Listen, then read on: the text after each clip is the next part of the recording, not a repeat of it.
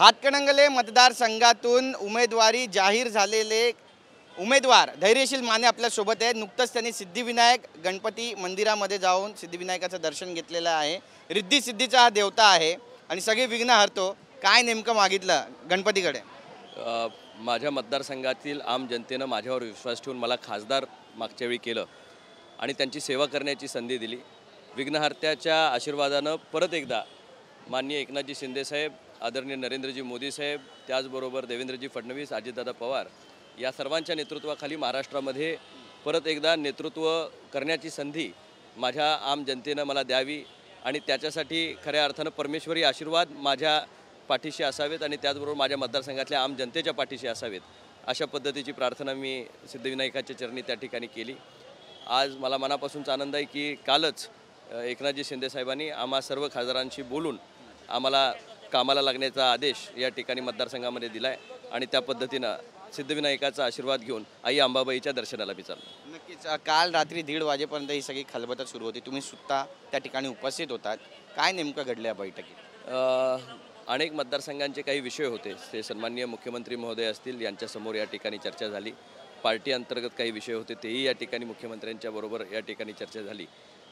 उद्याच्या येणाऱ्या इलेक्शनची रणनीती काय असावी याच्या बाबतीतली चर्चा सन्माननीय मुख्यमंत्र्यांच्या बरोबर झाली आणि आम्हा सर्व खासदारांना त्यांनी त्या ठिकाणी दिशा दिली की कशा पद्धतीने ह्या इलेक्शनला आपल्याला सामोरे जायचं आहे। सन्माननीय देशाचे पंतप्रधान आदरणीय नरेंद्रजी मोदी साहेबांचे हात बळकट करण्यासाठी महाराष्ट्र आणि देशभरातनं या ठिकाणी जास्तीत जास्त खासदार कसे येतील त्याचाच एक 48 पैकी 45 पार जाण्याची भूमिका जी तिन्ही पक्षांनी एकत्रपणे घेतलेली आहे त्याला मूर्त स्वरूप आणण्याच्या दृष्टिकोनातून चर्चा काल झाली। 2019ला राजू शेट्टी यांच्यासोबत तुमचा सामना झाला होता, तुम्ही त्यांना पराभूत केलं। यावेळीही ते उभाटा पुरस्कृत त्या ठिकाणचे उमेदवार असतील अशी चर्चा आहे। यावेळी किती मतांनी त्यांचा पराभव कराल असा विश्वास आहे तुम्हाला? मला माझ्या जनतेवर आणि माझ्या कामावर विश्वास आहे। मी कुणाचा पराभव करण्यासाठी कधीच उभा नसतो। मी सामान्य माणसाच्या विकासाला चालना देण्यासाठी उभा असतो आणि खऱ्या अर्थानं मागही जो या ठिकाणी लोकसभेचा निकाल लागला त्या आम जनतेनं माझ्यावरती विश्वास दाखवला आणि 8,200 कोटी रुपयाची भरीव कामं माझ्या लोकसभा मतदारसंघ करण्यामध्ये मला यश आलं। निश्चितपणे याही वेळी आम जनतेचा आशीर्वाद मागायला मी त्यांच्या चरणी या ठिकाणी जाणार आहे आणि निश्चितच मला खात्री आहे की मागील वेळेप्रमाणेच अतिशय चांगल्या मताधिक्यानं माझी लोकसभा मतदारसंघातली सीट चांगल्या मतानं निवडून येईल। हातकणंगलेमध्ये असं काय आहे की प्रत्येक जणाला वाटतं की त्या ठिकाणाहून निवडणूक आपण लढवावी, आपण उमेदवार असावं। आता प्रकाश आवडे त्यांचे सुपुत्र राहुल आवडे यांनी देखील इच्छा व्यक्त केलेली आहे। सदाभाऊ खोत सुद्धा म्हणतात की मला त्या ठिकाणाहून उमेदवारी लढवायची आहे। पृथ्वीराज चव्हाण म्हणतात की या ठिकाणी जर उमेदवार द्यायचा असेल तर काँग्रेसचा देखील विचार त्या ठिकाणी व्हायला पाहिजे। काय वाटतं नेमकं तुम्हाला? नाही, हे जे आपण नावं घेतली हे सगळेच भाजपच्या आघाडीमधले या ठिकाणी मित्रपक्ष आहेत। त्यामुळे निश्चितपणे प्रत्येक आघाडीतल्या एखाद्या पक्षाला असं वाटणं साहजिक आहे की आम्हाला एखादी संधी मिळावी, लोकसभेसारख्या ठिकाणी मोदी साहेबांच्या नेतृत्वाखाली काम करण्याची संधी मिळेल, यात काही गैर नाही। ज्यावेळी या ठिकाणी एखादी उमेदवारी जाहीर होत नसते तोपर्यंत ह्या सगळ्या चर्चा होत असतात, पण एकदा उमेदवारी जाहीर झाली की मग हे सगळं बाजूला पडतं आणि सर्व एक दिलानं त्या ठिकाणी कामाला लागतात। निश्चितच प्रत्येकाच्या इच्छेचा मान राखणं आणि त्याचा आदर करणं हे त्या पक्षाचं काम आहे।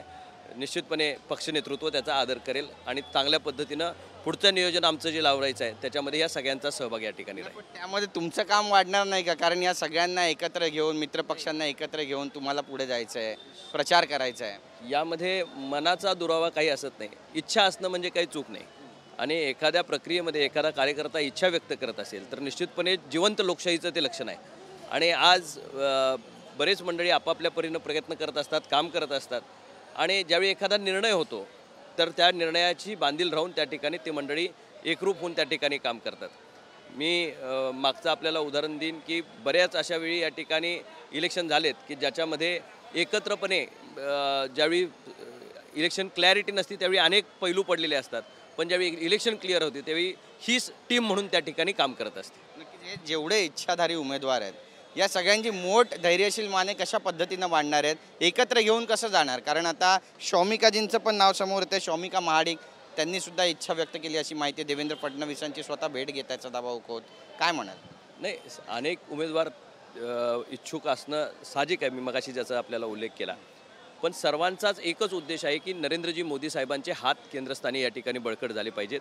राज्यामध्ये या ठिकाणी महायुतीचं शासन परत एकदा प्रस्थापित झालं पाहिजे आणि ही सगळी टीम म्हणून जर काम केली तरच हे सर्व शक्य, हे सगळ्यांनाच या ठिकाणी माहिती असल्यामुळे इच्छा हा प्रत्येक लोकशाही पद्धतीनं पक्षांतर्गत अधिकार आहे, ही मंडळी त्या पद्धतीनं मागतायत. निश्चितच ज्यावेळी याचे चर्चा थांबेल, अधिकृतपणे घोषणा किंवा यादी त्या ठिकाणी येईल, त्यावेळी ही सगळी मंडळी आम्ही एकत्रपणे या ठिकाणी एका मंचावर आणि एक दिलानं काम करताना आपल्याला दिसते. विरोधक म्हणतायत की यावेळी सुपडा साफ होईल, हवा आमचीच आहे.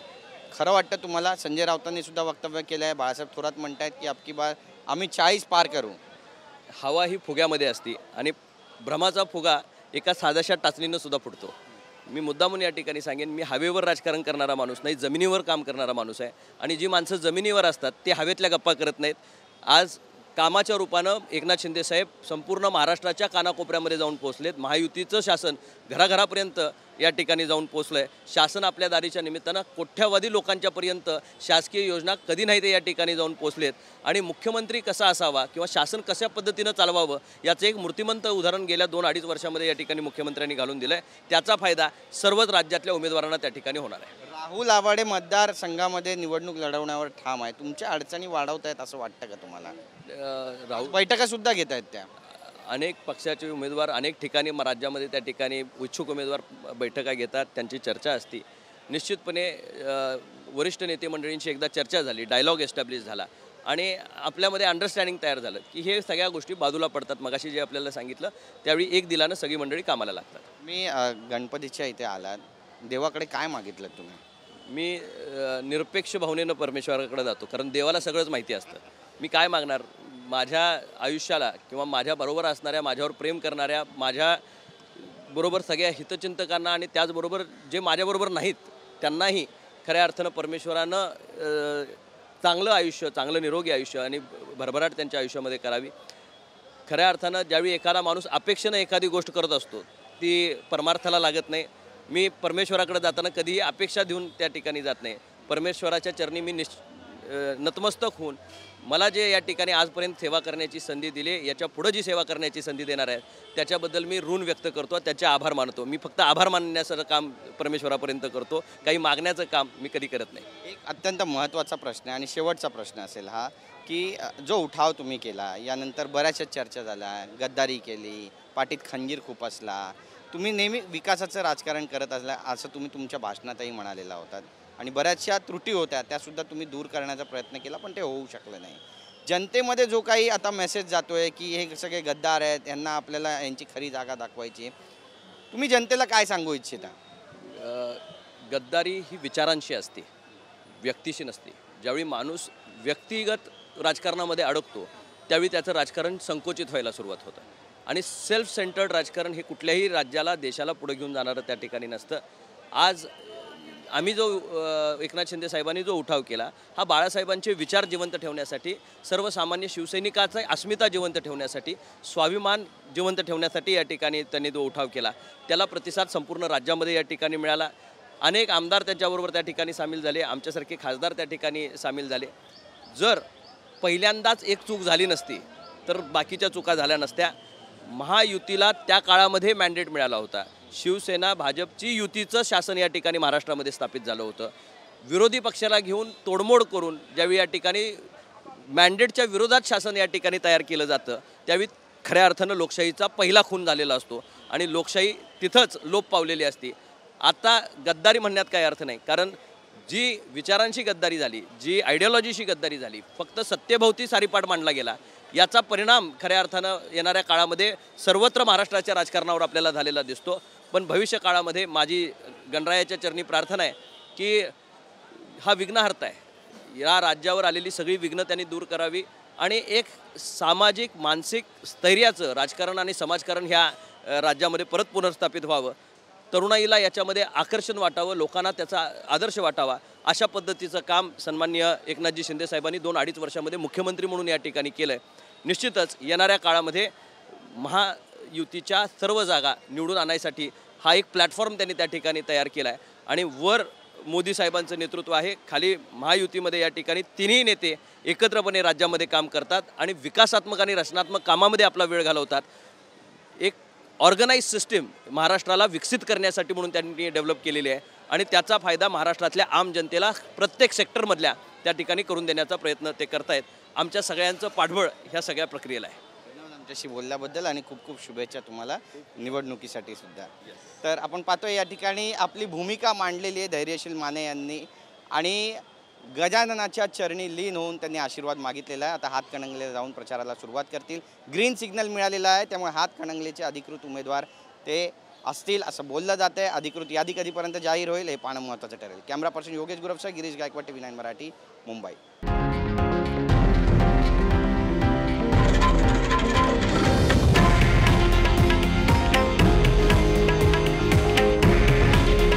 हे आहे देशातील नंबर 1 न्यूज नेटवर्क आणि आपण पाहत आहात TV9 मराठी.